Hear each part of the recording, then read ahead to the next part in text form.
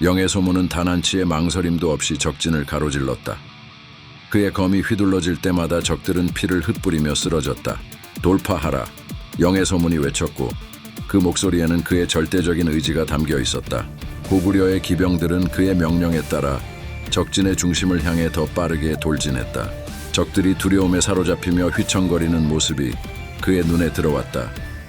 그들이 방패를 들고 저항했지만 영의 소문의 기세를 막기에는 역부족이었다. 영의 소문은 말 위에서 빠르게 적들을 베어나갔다. 그의 검이 날카롭게 휘둘러질 때마다 적들은 순식간에 베어나갔다. 그가 창을 들고 달려오는 당군의 병사를 향해 검을 내리쳤다. 적의 창이 공중에 뜨는 순간 그의 검이 방패를 꿰뚫고 병사의 가슴을 갈랐다. 피가 쏟아져 나왔고 그 병사는 바닥에 쓰러졌다. 영의 소문은 뒤도 돌아보지 않고 앞으로 나아갔다. 대지를 가르는 그들의 발걸음은 산을 울리고 안개를 뚫고 나아가 당군의 전열을 무너뜨렸다. 고구려군의 칼날이 번개처럼 빠르고 강하게 쏟아졌다. 적군은 그들의 공격에 속수무책이었다. 갑작스러운 기습과 같은 이 돌진의 당군은 순식간에 혼란에 빠졌고 그들의 전열은 무너져 내렸다. 소정방과 정명진은 순간적으로 군을 재정비하려 했으나 영의 소문의 군세는 이미 적진 한복판을 뚫고 들어가 있었다. 고구려군의 기마병들은 마치 바람처럼 움직이며 적들을 몰아붙였고 그들의 검은 칼날처럼 날카로웠다. 영의 소문은 전장을 누비며 적을 향해 돌진했다. 그의 눈은 냉철하고 차갑게 빛났고 그가 휘두르는 검은 마치 불꽃처럼 적의 피를 빨아들이며 전장을 물들였다. 정명진은 그 기세를 막아보려 했으나 영의 소문의 검이 그의 시야 속으로 날아왔다. 정명진이 막아내려던 순간 이미 그의 검은 그 차가운 칼날에 의해 부서지고 말았다. 영의 소문은 단한치의 망설임도 없이 적장의 목을 향해 검을 휘둘렀다. 그 날카로운 검은 번개처럼 적장의 목을 잘라냈다. 정명진의 목이 공중에 떠오르며 피가 공중으로 흩날렸다. 영의 소문은 그 목을 높이 들고 외쳤다. 이것이 고구려의 힘이다. 삼조고 만세. 그의 외침에 고구려군은 더욱더 기세를 올렸다. 그들의 함성은 천지를 울렸고 당군의 병사들은 그 압도적인 기세 앞에서 발을 빼기 시작했다.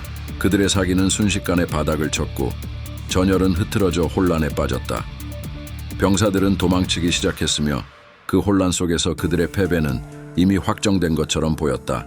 소정방은 빠르게 상황을 파악했다. 이미 전장은 적의 소나기에 들어갔고 더 이상 자신이 할 수 있는 일은 없다는 것을 직감했다. 그는 병사들에게 퇴각 명령을 내리려 했으나 앞에는 영의 소문의 계마무사가 후반겐 생애의 경기병이 포위망을 완성하고 있었다. 길이 막혔다.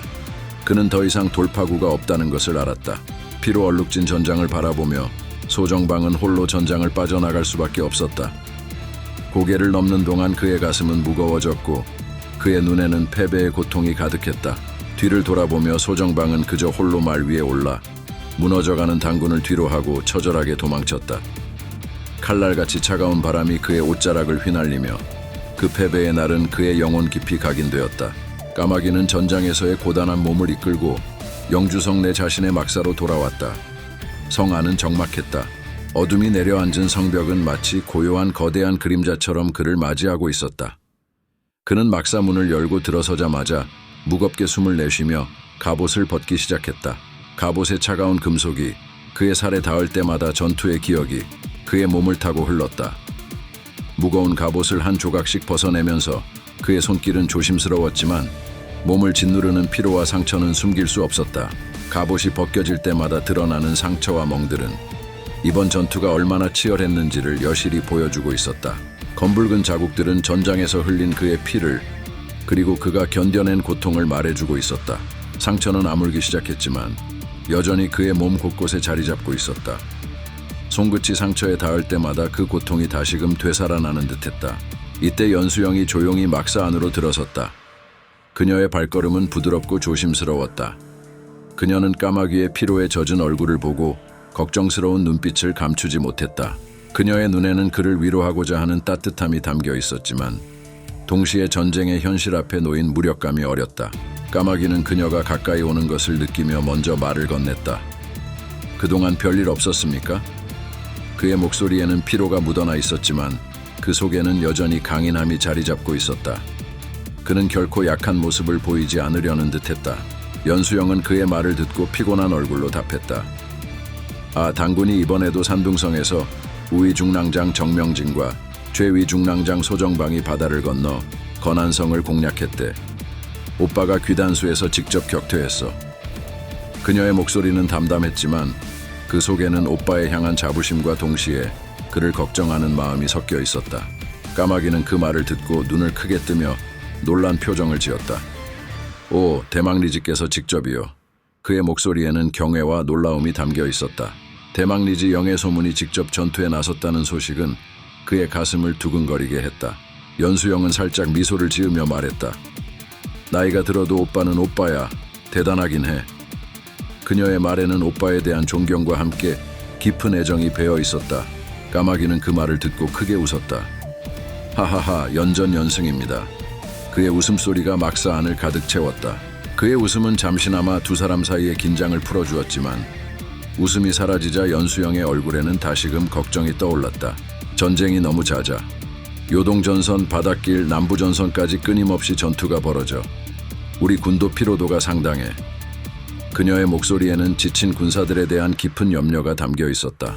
그녀는 영해소문, 까마귀, 그리고 모든 고구려 전사들의 피로를 느끼고 있었다. 까마귀는 그 말을 들으며 고개를 끄덕였다. 그러게 말입니다. 난세예요. 아무리 적을 베어도 다시 나타납니다.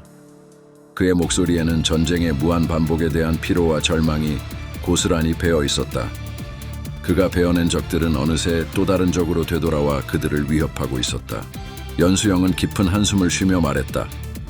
당나라는 대규모 병력으로 고구려를 침공하는 것이 아닌 지속된 공격으로 전쟁을 소모전 양상으로 바꾸어 가고 있어.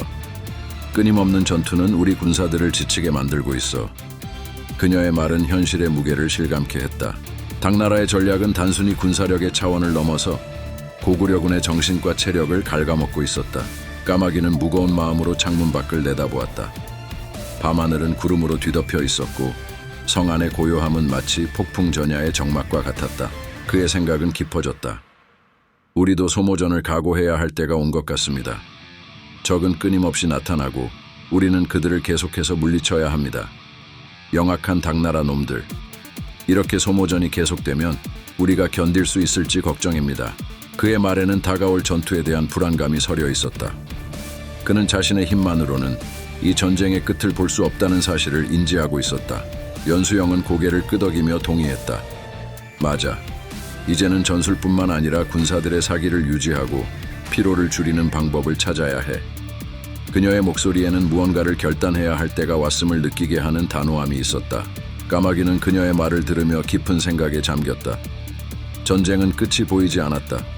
밤이 깊어갈수록 그의 마음은 더욱 무거워졌다. 영주성의 밤은 고요했지만 그 고요함 속에서도 전투는 여전히 계속되고 있었다. 당나라의 지속된 공격에 맞서 싸우는 고구려군의 피로는 극에 달했지만 그들은 결코 포기하지 않았다. 서로를 지탱하며 전장을 지키는 그들의 결의는 여전히 굳건했다. 성 밖의 밤 공기는 차갑게 내려앉았지만 그들의 가슴 속에는 여전히 뜨거운 결의가 타오르고 있었다. 전쟁이 아무리 잦아도 고구려의 전사들은 결코 굴하지 않았다. 그들은 이 고요한 밤이 또 다른 전투의 시작이라는 것을 알고 있었다. 이 밤은 그들에게 휴식이 아닌 또 다른 결단을 내릴 시간이었다. 의자왕은 화려하게 장식된 연회장에서 금화와 함께 술잔을 기울이고 있었다. 주변에는 음악과 춤이 펼쳐지고 그의 눈앞에는 온갖 진미가 차려져 있었다. 의자왕의 눈은 금화에게 고정되어 있었다. 금화는 부드러운 목소리로 말했다. 나의 주군이시여, 주군께서 현명하시어 한성지역 33개성을 점령하셨나이다. 하늘도 찬양하는 빛나는 업적을 부처님께 봉헌드리고 태자궁도 새로이 올려 왕좌의 권위를 드높이소서. 의자왕은 흐뭇한 미소를 지으며 대답했다. 하하하, 봉헌이라. 해야지. 어찌하면 부처님께 짐의 마음이 전해지겠는가. 금화는 한층 더 다정한 목소리로 속삭였다. 주군의 지극한 사랑을 기리는 왕능사를 지어 부처님께 바치소서. 의자왕은 크게 고개를 끄덕였다. 아리따운 말이다. 대신들은 들어라. 왕능사와 태자궁을 새로이 지어 짐의 업적을 만천에 알리도록 하라. 백제의 대신들은 일제히 고개를 숙이며 명을 받들었다. 그때 성충이 대신들 뒤에서 굳은 표정으로 앞으로 나섰다. 그의 얼굴에는 깊은 고민과 비통함이 서려 있었다. 성충이 무겁게 입을 열었다. 신라가 궁지에 몰린 지금 어떻게든 고구려보다 먼저 한성 지역을 수복하는데 전력을 기울여야 할 때 무리한 토목공사로 국력을 낭비할 수 없사옵니다.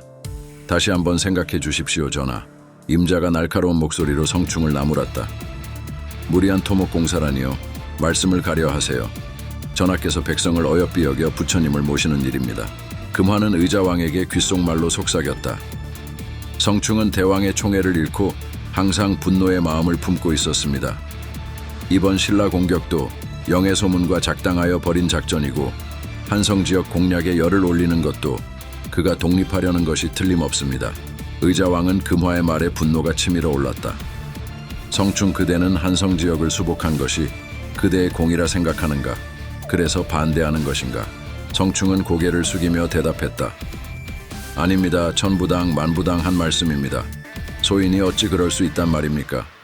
전하께서 잠시 총기를 잃어버린 듯하여 소인 죽음을 무릅쓰고 간청드리는 말씀입니다. 부디 힘을 모아 불굴의 원수 신라를 쳐부수는데 전력을 다하소서. 임자는 성충을 비난하며 말했다. 성충 흥수복시는 신라를 정복하여 새로운 나라를 꾸미려는 반역을 꾸미려는 것입니다. 전하, 저들을 당장 하옥하여 죄를 물으소서. 의자왕은 분노에 가득 차 외쳤다. 이놈, 성충, 네가 감히 어찌 이럴 수 있단 말이냐? 내 그대의 재주가 귀하여 항상 곁에 두었는데 날 배반한단 말이냐? 성충은 포기한 듯한 표정으로 마지막 충언을 남기기 위해 입을 열었다. 충신은 죽을지라도 임금을 잊지 못하므로 신이 한 말씀 올리고 죽고 합니다. 신이 천시와 인사를 살펴보니 머지않아 전쟁의 화가 닥칠 것입니다. 군대를 움직일 때는 지세를 봐서 상류에서 적을 맞이해야 만전을 기할 수 있습니다. 만약 적들이 쳐들어오면 육로로는 탄연을 막고 수로로는 백강을 막아야 합니다. 이렇게 험한 곳에 진을 치고 싸운다면 수십만의 적군도 거뜬히 막아낼 수 있을 것입니다. 임자는 날카롭게 외쳤다. 뭣들 하느냐? 당장 저 역적놈을 하옥하라. 군사들이 들어와 성충을 끌고 나갔다. 그의 눈에는 깊은 비통함과 결의가 섞여 있었다. 그는 마지막으로 의자왕을 바라보며 말했다. 전하, 부디 백성을 생각하시어 국력을 낭비하지 마시고 현명한 판단을 내려주시옵소서. 성충이 끌려나가자 연회장은 다시 조용해졌다. 의자왕은 금화의 계략에 빠져 점점 더 사치와 향락에 빠져들었다. 백제의 운명은 어둠 속으로 빠져들고 있었다. 성충의 비장한 충언은 그의 마지막 충성의 표현이었으리라. 영의 소문은 마치 산과 같았다. 그의 존재는 고구려의 중심이자 거대한 바위처럼 굳건했다. 그는 언제나 전장의 선두에 섰고 그의 칼날은 번개처럼 빠르고 무자비하게 적을 베어냈다. 그의 이름만으로도 적들은 두려움에 몸을 떨었고 고구려의 군사들은 그를 따르며 승리를 확신했다. 그가 침상에 누워 있었을 때조차 그의 눈빛은 여전히 불꽃처럼 타올랐다. 그에게 있어 침상은 단지 일시적인 휴식처일 뿐이었다. 전장은 그의 진정한 집이었고 적들의 피로 물든 그곳에서만이 진정한 기쁨을 느꼈다. 그는 결코 패배를 인정하지 않았다. 심지어 죽음 앞에서도 말이다. 내가 이리도 보잘것없는 곳에서 최후를 맞이할 줄이야. 전장의 피냄새가 그리운 나를 이 좁은 방에 가둬두려 하느냐. 내 이놈들, 내가 이렇게 죽어갈 거라 생각하는 것이냐. 그의 목소리는 쇠약해진 몸에도 불구하고 강렬했다. 그는 다시 한번 몸을 일으키려 애썼고 고통이 밀려올수록 오히려 웃음을 터뜨렸다. 그는 죽음조차도 비웃었다. 그가 속으로 다짐했던 것은 단 하나였다. 그는 자신의 방식으로, 자신의 시간에, 자신의 장소에서만 사라질 것이었다. 그리고 그 장소는 반드시 전장이어야 했다. 아직 끝이 아니다. 내 환두대도는 아직도 피를 원하고 있다. 대륙을 넘어 신라를 무너뜨려야 한다. 고구려의 운명은 내가 결정한다. 어떤 것도 나를 막을 수 없다. 영의 소문은 당당하고 자주적이었다. 그는 결코 남에게 굴복하지 않았다. 그의 손에 들린 검은 고구려의 주권이었고 그의 결정은 곧 나라의 명령이었다. 그는 결코 협상하지 않았고 결코 타협하지 않았다. 그의 모든 행보는 오직 고구려를 위해서였다. 내가 죽더라도 고구려는 결코 무너지지 않을 것이다. 내 아들들이 내 뒤를 잇고 그들도 나처럼 싸울 것이다. 우리는 고구려의 심장이자 그 영혼이다. 하지만 그는 침상에 누워 있었다. 피부는 창백해졌고 식은땀이 이마를 타고 흘렀지만 눈빛은 여전히 날카로웠다. 침대 곁에는 그의 세 아들, 연남생, 연남건, 연남산이 걱정스러운 눈빛으로 서 있었다. 하하하, 내가 이리도 쓸모없는 자리에서 끝을 보게 될 줄이야. 전장이 아닌 이곳에서 말이다. 내 이놈들, 어찌하여 침묵하느냐. 그의 목소리는 쇠약했으나 그 안에 깃든 위험은 여전히 살아있었다. 연남생이 고개를 숙이며 대답했다.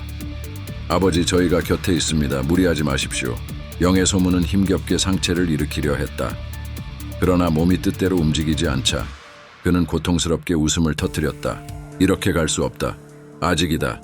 내 환두대도는 피를 갈망하고 있다. 대륙을 넘어 신라를 무너뜨려야 하지 않겠느냐. 내 이놈들, 내가 명령한다. 갑주를 가져와라. 까마귀를 부르고 내가 친히 전장에 나설 것이다. 연남건이 떨리는 목소리로 말했다. 아버지, 제발 무리하지 마십시오. 우리는 아버지를 지킬 것입니다. 그러나 영의 소문은 그들의 말을 듣지 않았다. 그는 눈을 감고 영유왕을 토막냈던 순간과 당의 침공을 맞아 대륙을 점령하던 환희를 떠올렸다. 전장의 쾌감, 적을 무찌르며 느꼈던 그 희열을 다시 느끼고 싶었다. 하지만 이제는 힘이 없었다. 그의 전성기는 지나갔다. 아직도 반대파들이 날 노리고 있다. 그들은 내가 죽기를 기다리고 있을 것이다. 그러나 이렇게 허무하게 사라질 수는 없어. 그의 말에 연남산이 눈물을 흘리며 대답했다. 아버지, 우리는 아버지의 뜻을 따를 것입니다. 형제들끼리 힘을 모아 고구려를 지킬 것입니다. 그의 육신은 마침내 그 한계에 다다랐지만 영의 소문의 정신은 여전히 전장의 열기를 떠올리며 불타오르고 있었다. 방 안에는 그를 지키고자 모인 충성스러운 신하들과 그의 아들들이 있었으나 그들의 표정에는 이미 아버지를 잃는다는 두려움과 슬픔이 서려 있었다. 그러나 영의 소문은 그들의 눈물을 원하지 않았다. 그는 늘 그랬듯이 강인하게 서 있기를 원했다. 이리 와, 내 아들들아. 영의 소문은 그를 둘러싼 아들들을 불렀다. 그의 목소리는 약해졌지만 그 안에는 아직도 강철 같은 의지가 담겨 있었다. 고구려는 결코 무너지지 않을 것이다. 우리가 무너지는 것은 오직 우리가 스스로를 포기할 때뿐이다. 연남생은 그 말에 고개를 끄덕였지만 눈물을 흘리는 것을 멈추지 못했다. 영의 소문은 이를 보고도 다그치지 않았다. 그는 이미 아들의 감정을 이해하고 있었다. 너희는 내 뒤를 이어 이 나라를 지킬 것이다. 그것이 내가 너희에게 남기는 마지막 명령이다. 그의 숨결은 점점 더 거칠어지고 있었다. 연남건은 아버지의 이마에서 흐르는 식은땀을 닦아내며 조용히 물었다. 아버지, 어떻게 저희가 그 무게를 감당할 수 있겠습니까? 영의 소문은 눈을 감고 잠시 침묵에 잠겼다. 과거 전장에서의 치열한 싸움이 스쳐 지나갔다. 그는 그 전투 속에서 살아남았고 승리했다. 고구려를 위해서라면 그는 기꺼이 자신의 모든 것을 내어줄 준비가 되어 있었다. 다시금 눈을 떴을 때 그의 눈빛은 흔들림이 없었다. 너희가 고구려를 위해 싸우는 한 그 어떤 것도 두려워하지 말거라. 나는 죽더라도 너희 곁에 있을 것이다. 내 피가 너희에게 흐르고 있음을 잊지 마라. 영의 소문은 마지막 힘을 다해 몸을 일으키려 했다. 그러나 육신은 더 이상 그의 의지를 따르지 않았다. 그가 여전히 그리워하는 전장은 너무나도 멀리 있었다. 그는 웃음을 터뜨리며 고통을 이겨냈다. 이렇게 허무하게 죽을 수는 없다. 그러나 이게 나의 운명이라면 나는 그 또한 받아들이겠다. 그의 마지막 숨결이 사라지자 방 안은 일순간 고요해졌다. 연남산이 그의 손을 붙잡고 흐느꼈다. 고구려의 강철 같은 수장이 떠난 그 순간 아들들은 그 무게를 온전히 실감할 수 있었다. 영의 소문의 죽음은 고구려에 큰 충격을 주었다.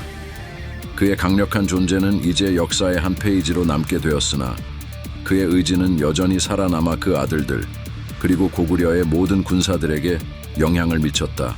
그의 부재로 인해 고구려는 더 큰 위기에 처하게 되었지만 그가 남긴 유산은 결코 사라지지 않을 것이다. 그의 정신은 여전히 고구려의 심장에 그 피 속에 흐르고 있었다. 대인, 구독과 좋아요 부탁드리겠습니다. 소인, 목숨을 바치겠습니다.